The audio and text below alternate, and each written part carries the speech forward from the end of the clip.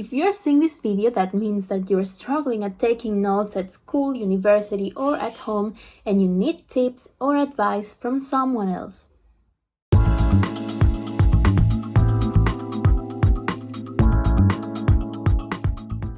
Before we start, this is a very new YouTube channel coming from me where I will be posting about advice and tips from my life experience, and this is one of my first long-term projects, so if you join by liking, commenting and subscribing, I would thank you a lot.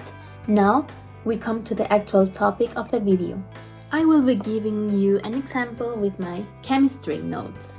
When I'm finished explaining you with these notes, I will give you like a model for your future notes, so you don't have to worry of writing something or writing all the things I say. One of the goals of taking notes like I do is being organized. And the first thing for being organized is the date and a title. I use different fonts for big topics and subtopics of that big topic. In this case, this is the big topic. And really important, this kind of font is just for writing it one time in just one note. Don't write it in each note about that big topic. After that, I usually write an introduction or a definition. For example, here I wrote the definition of this concept. Next thing I do is a visual, for example a little drawing, or in this case that's really related to the topic, a graphic.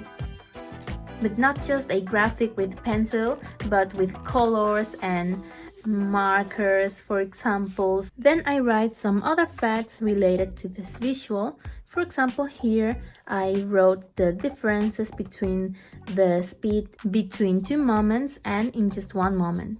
I write, for example, if it's maths or physics or chemistry, I write a very important expression. Then we come to the next page where I wrote a subtitle for a subtopic. I recommend you to just use one or two type of fonts for subtopics so you can find them easily. And then I do the same things I did with the first page.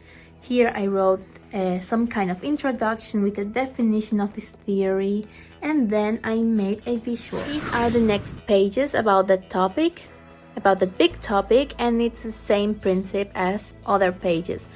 This font for the subtopics, visuals, introduction, concepts, everything the same.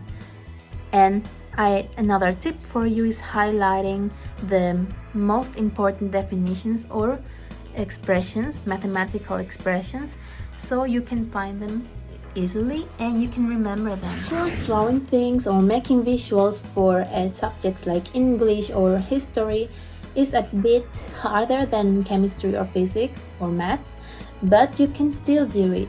Just a little drawing or a very little statistic or a timeline, everything's possible.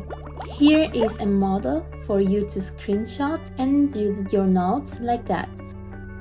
Bonus material, here are some fonts that you can do for big topics and subtopics, and some kind of font that I don't recommend you to do because it's just really talked and too much time to do it.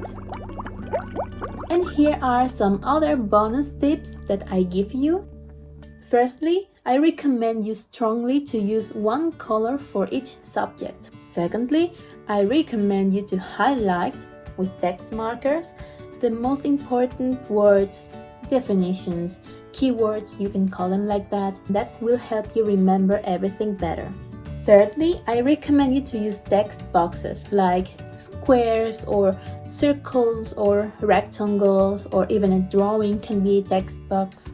But that's for being organized in your notes and don't just writing something there and something. You can also use sticky notes or stickers for giving life to your notes. Some other resources like timelines, like I mentioned, or conceptual maps or mind maps or just lists can help you understand the topics better, because you just have to summarize everything that's in one very big topic to a little mind map.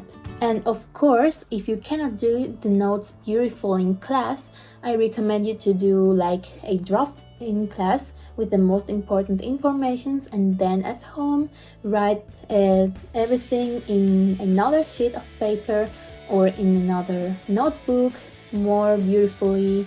And if you have a tablet, that's way much better because you can just write the draft at school in your tablet for not wasting paper and then writing it down in your notebook at home.